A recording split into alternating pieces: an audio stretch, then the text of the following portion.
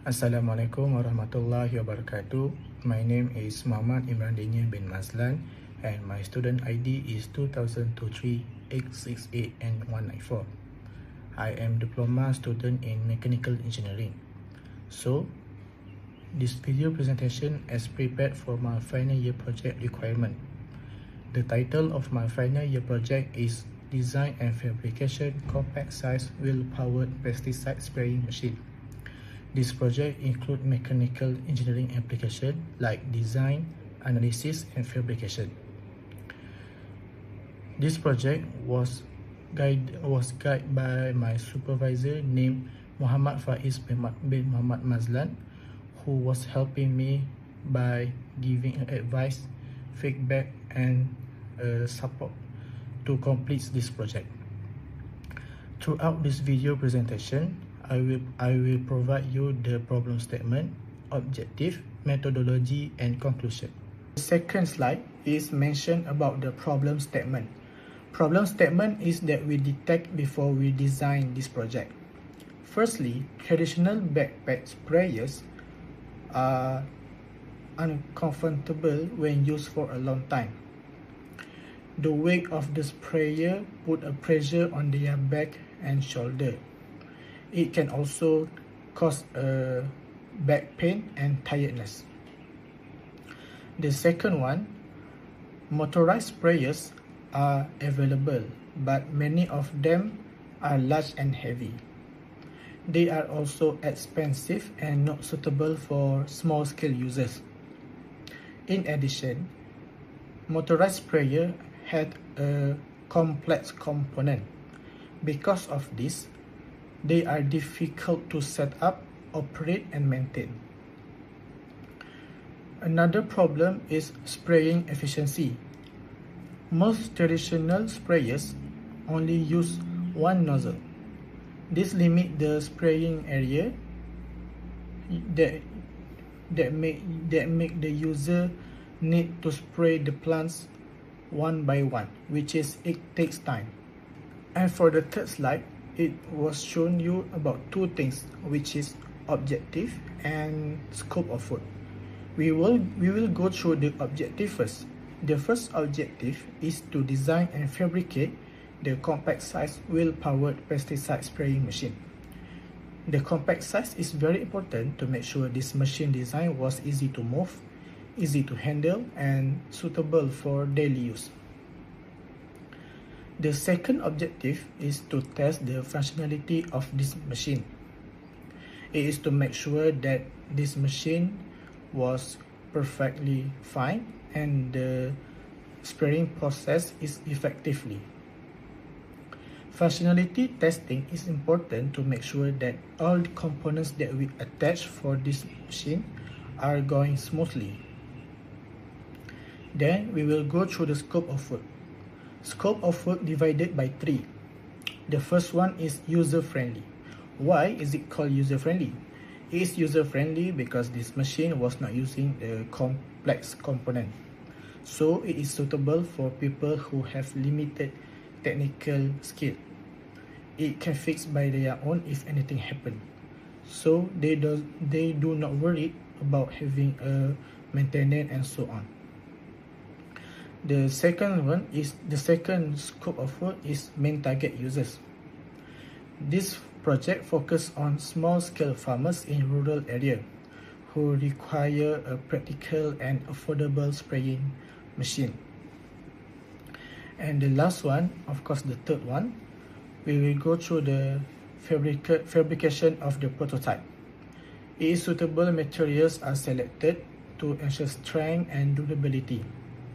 The frame is assembled by welding process, and for the wheel component, it is just used only bolt and nut to allow easy assembly and maintenance. And for the fourth slide, it shows you the methodology that used in this project. The methodology is divided into 4 parts to ensure this project is carried out in a systematical way. The 4th part of the methodology is flowchart, problem definition, product architecture, and fabrication process. Each of these plays a role plays an important role from the early planning stage until completion of this project. In the next slide, the result and outcomes of this project will be presented. Okay, for this fifth slide, I will show you the first point in a methodology. The first point is called a flowchart. The flowchart is shown to the overall process sequence of the project from the initial idea until the completion of this project. It also helps us to understanding the workflow clearly and systematically, so it will make our life easier before we fabricate something.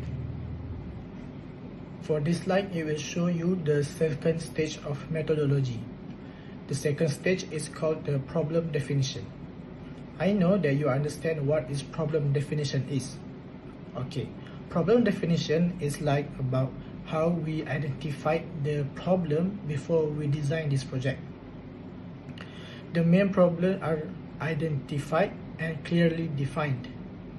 So, after we detect the problem, it can also help us to make sure that this project focuses on how to fix the issue and the common problem in our daily life. And for this slide, it will show you the third point about the methodology. The third stage is called the product architecture. What is product architecture? Product architecture is explain how the arrangement and relationship between the main component of this machine. It also helps to understand how each part of the component work together to complete this machine. And for the next slide, it will show you the final stage of methodology, which is called fabrication process. This stage was shown the construction of the prototype by using selected materials and appropriate manufacturing methods. Overall, these four stages was mentioned form a structured methodology that show this project was organized and systematic method. And for this slide, I will show you the outcomes of this flowchart. You can have a look at a picture that I just attached. I will show you the full report of the flowchart, and I will explain to you in a simple way. Okay, first we will go through the literature study. Literature study is where relevant information, reference, and existing design are reviewed to get a better understanding of the topic. And for the next one, after the problem is defined clearly by on the issue identified during the observation and study stage. This step is very important to ensure the project focus on the correct problem. After that, concept generation is carried to produce several design ideas. These concepts are then analyzed and compared during the evaluation of concept to select the most suitable design. Once the concept is finalized, the product architecture is developed to determine the arrangement of the main component. This is followed by configuration design, parametric design, and detail design, where the design is defined and finalized with an accurate dimension and specification. After completing the design stage, a prototype is fabricated. The prototype is then evaluated to check whether it satisfies the customer or the project itself. If the project is not satisfactory, improvement are made by returning the design to get a better design. And finally, after we get the finalized and perform smoothly, we will go through to make a summary report. And for this slide, I will show you the house of quality, or we call HOQ. What is HOQ? HOQ is like to translate the customer needs into the technical form in a structured way. Okay, we will go first through the left side of the HOQ. As you can see, on the left side of the HOQ, we are listing the customer requirement such as durability, adjustable spraying area, minimal liquid wastage, and so on. Each requirement is given an important rating based on user needs. Okay, on the top of the HOQ, the technical characteristics are shown. This represents the engineering parameters that can be adjusted during the design, such as nozzle location, number of nozzles, nozzle spray angle, handle length, and so on. Okay, I know you are just feel like strange about the symbol that I just attached. Okay, the symbol is like the metric to show the relationship between customer requirement and technical characteristic. A strong relationship indicates that the technical parameter has a significant effect on the customer need. At the bottom of the HOQ, the technical importance rating and relative weight percentage are calculated. This value help to identify which technical characteristic should be given higher priority during the design stage. And for this slide, it shows the product architecture of this machine. This product architecture explains how energy and motion flow through the system and from the user to the spraying process. This process will begin the human energy, where the users provide input by pushing the cart forward. This action causes wheel motion, which is transferred through the wheel shaft.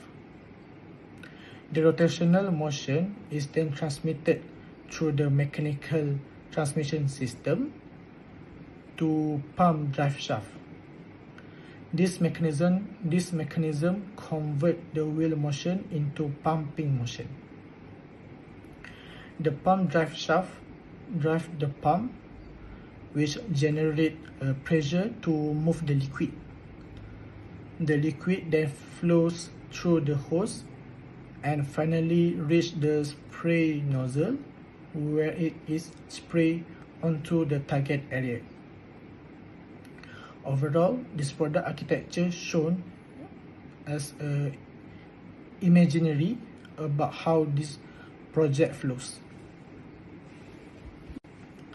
And for this slide, it will show you the fabrication process of this prototype. Due to the constant time, the picture of the process by making this prototype were not recorded. However, the materials, the tools, and final figure were presented. Okay, first one, we will go through the material. We have chosen a mild steel as our main material because of the strength and durability. The size of mild steel using were 1 inch times 1 inch. The mild steel was cut by following the dimension on the software and cutting using the cutting saw machine. The second picture is about the frame. The frame component were joined by using MIG machine welding. It is chosen because it provides good structural integrity for the frame. And once the fabrication was complete, the surface was sprayed in color to enhance the appearance and provide basic protection against corrosion. Finally, the last figure is shown the finished product, which represent the complete prototype after the fabrication process. In conclusion, the objective for this project is successfully achieved. This project was designed by using SolidWorks 2022 software, and the design was further improvement by analysis and practical testing. The fabrication process is involved cutting, welding, and assembling, which transform the design into a functional prototype. During performance testing, the machine was able to spray effectively. Initial issues such as inconsistent pressure were resolved by improving the wheel to pump, transmission, and handle design. As a result, the machine achieved a better spray uniformly and easier operation. For future recommendation, further improvement can be made on the nozzle position. Optimizing the nozzle arrangement may help to increase spray coverage. It can also reduce liquid wastage and improve overall spraying efficiency. Another recommendation for future innovation for this project is related to handle length. By adjusting the handle length, it can improve the user comfort and ergonomic design, and it is suitable, and it to make sure that it is suitable for long period operation. A handle with a suitable adjustable length, it can help users to maintain their posture while pushing the machine. This may reduce their back pain, shoulder, and arms, and it also can improve overall control during the operation. By optimizing the handle length, this machine can become more comfortable to use and suitable for users with different body size. The final recommendation for this future improvement is quantity of nozzles. Increasing or optimizing the quantity of nozzles can help to widen the spray area and improve work efficiently. With an appropriate quantity of nozzles, it can complete the job in a shorter time while maintaining the uniform spray coverage. This can also help to reduce repeated movement and physical effort by the user. Therefore, improving the quantity of nozzles has the potential to enhance overall spraying performance. Finally, this presentation had come to the end. I hope my presentation is clear and fulfill your needs. And once again, just like I said just now, I want to thank again to my supervisor named Muhammad Faiz bin Muhammad Mazlan, who was helping me during this process. Okay, I hope you can enjoy my video. Thank you.